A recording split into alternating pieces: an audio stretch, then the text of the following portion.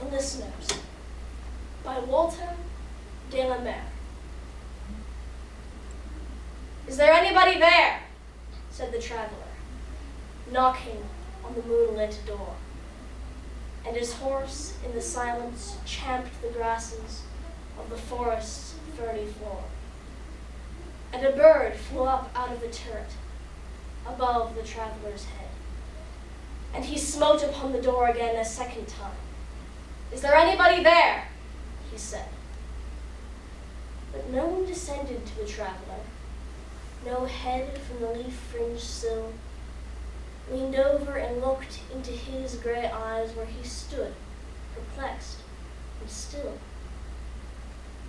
But only a host of phantom listeners that dwelt in the lone house then stood listening in the quiet of the moonlight to that voice from the world of men, stood thronging the faint moonbeams on the dark stair that goes down to the empty hall, hearkening in an air stirred and shaken by the lonely traveler's call. And he felt in his heart their strangeness, their stillness answering his cry, while his horse moved, cropping the dark turf beneath the starred and leafy sky.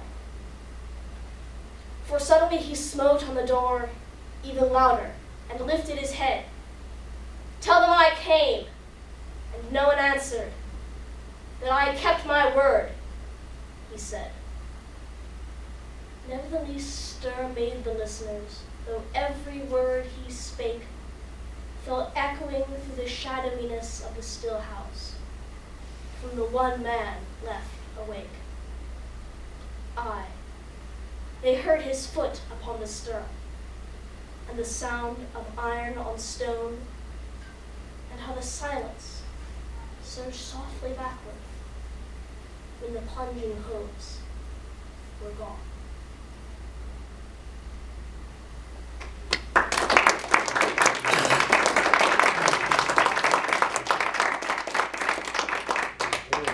Beautiful. I'm just going to get to work after we're getting a little extreme with sound from the public library.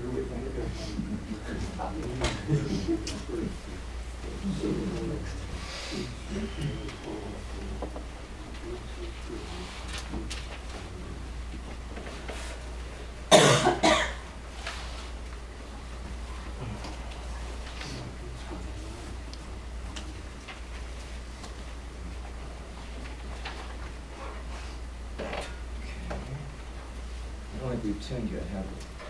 I did with Chris. Good.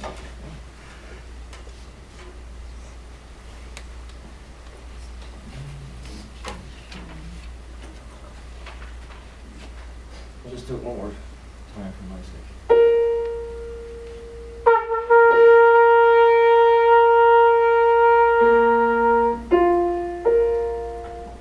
Close to this a little bit. Sure? Yeah, it's a little cold. This is a little cold. So while you're listening, let's go for time. While you're buzzing, let's go for time. So yes, this piece is entitled... Go ahead. I don't mind the competition. I get it at home all the time.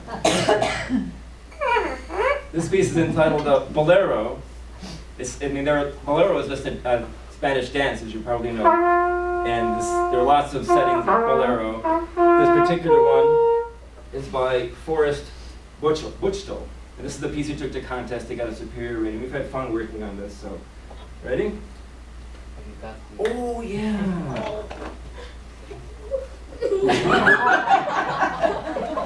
Thanks for the prop.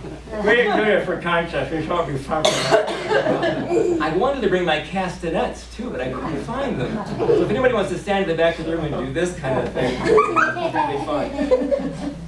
Okay, ready? You know, from relax. Ready? Yeah. Okay, there we go.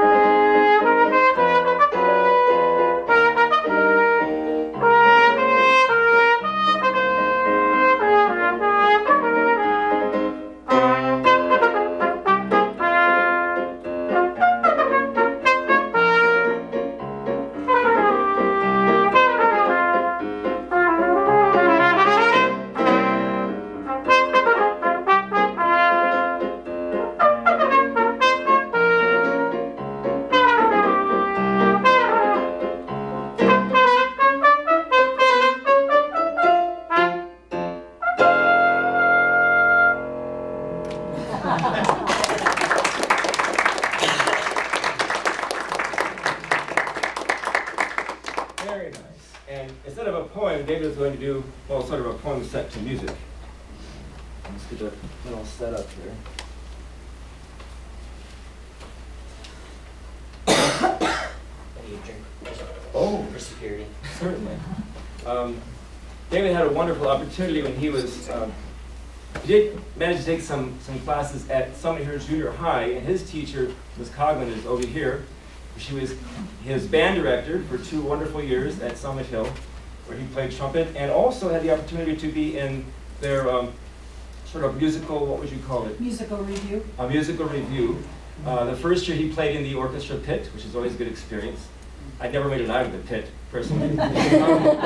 And also, the second year he was in the musical review, or he sang 3 or 4 songs about Oklahoma, and suddenly he found out he had a love for the American musical. So we're going to do a piece here that you'll recognize immediately. And as I said before, the reason why we're doing this is because we don't have the opportunity to participate in extracurricular activities because of the policy that stands now. It's our mission, if you will, to try and change that policy. It's an uphill battle, and if anyone would like to help us in any way, we greatly appreciate it. But this song is dedicated to that mission. Let me just make sure I'm set the way I want to be here, David. Your turn is coming. Okay, you're on. I am here to follow the quest. It is the mission of each true knight. His duty, nay, his privilege. To dream the impossible dream. To fight the unbeatable foe. To bear with unbearable sorrow. To run where the brave do not go.